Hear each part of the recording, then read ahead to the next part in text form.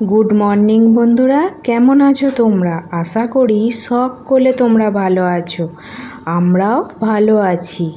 তোমাদের আমার একটা নতুন ব্লগে এসইউটি ফ্যামিলি চ্যানেলে সুস্বাগত।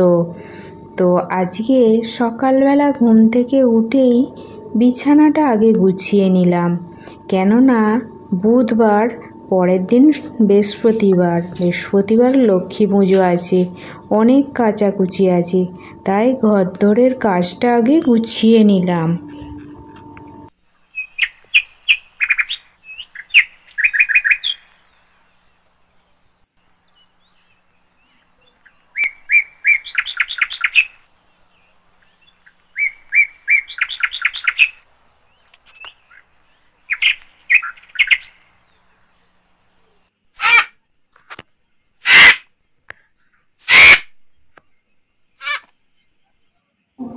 আমাদের বছরে 6টা লক্ষ্মী পুজো।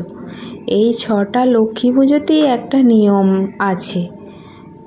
লক্ষ্মী পুজোর আগে ঝুল ঝেড়ে নিতে হবে, ঘরদোর পরিষ্কার করে নিতে হবে, তারপরে জামা কাপড়, বিছানার চাদর কেচে নিতে হবে, নিয়ে মাথায় সাবান পর্যন্ত দিতে হবে, মাথায় শ্যাম্পু করে ফেলতে হবে যাকে বলে।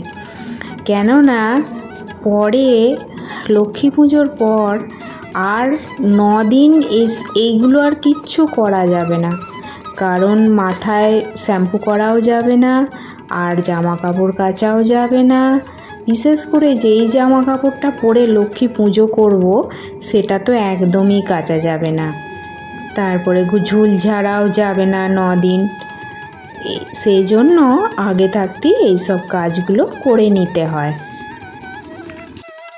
কাচাকুচি করতে গেলে আবার তো জানো, মনে হয় যে জামাটা কাচা হয়ে গেছে, মনে হয় সেটাও কাচা হয়নি, তাও সেটাও বার করে নিয়ে সেটাকেও কাচতে আরম্ভ করে দিই, তাই না?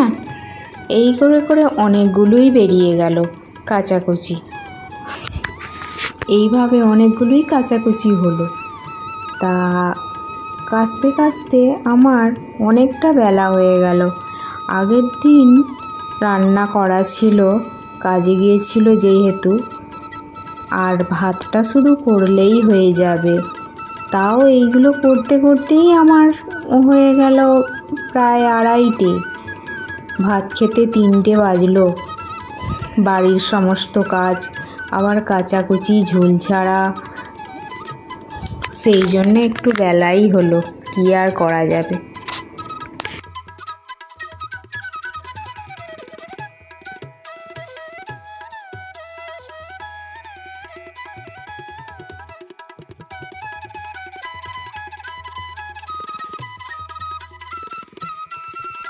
আমি জামা কাপড়গুলো একটু উল্টেই শুকনো করতে দিই, কেননা সোজা দিকটা দিলে কটে যায়, কটে গেলে আবার বিচ্ছিরি দেখায়।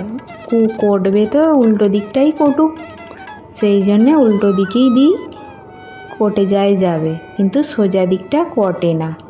উল্টো দিক করে দিলে সোজা দিকটা কটে না, উল্টো দিকটাই কটে।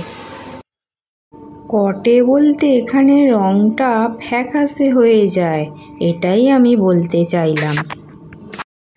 জামা কাপড় কাচার পর কীরকম লাগে, সব জামা কাপড় পরিষ্কার হয়ে যাবে, জামা কাপড়গুলো কাচাকুচি হয়ে যাবে, তারপর সেটা যেমন দেখতে সুন্দর লাগে, তেমন যখন পরবো সেটাও তখনও কত সুন্দর ভালো লাগে, তাই না? তারপর জামা কাপড় দিয়ে একটা কি সুন্দর সুন্দর গন্ধ বেরোয়, ভালো লাগে, তাই তো? আমার যেমন ভালো লাগে নিশ্চয়ই তোমাদেরও ভালো লাগে।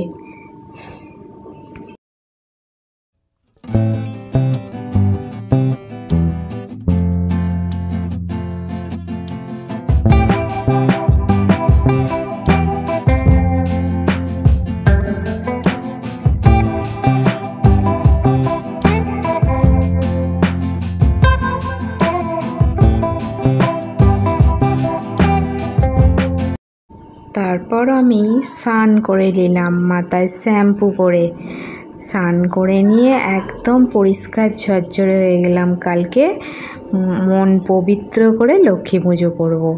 ঠিক আছে বন্ধুরা, আজকে এই পর্যন্তই ব্লগটা।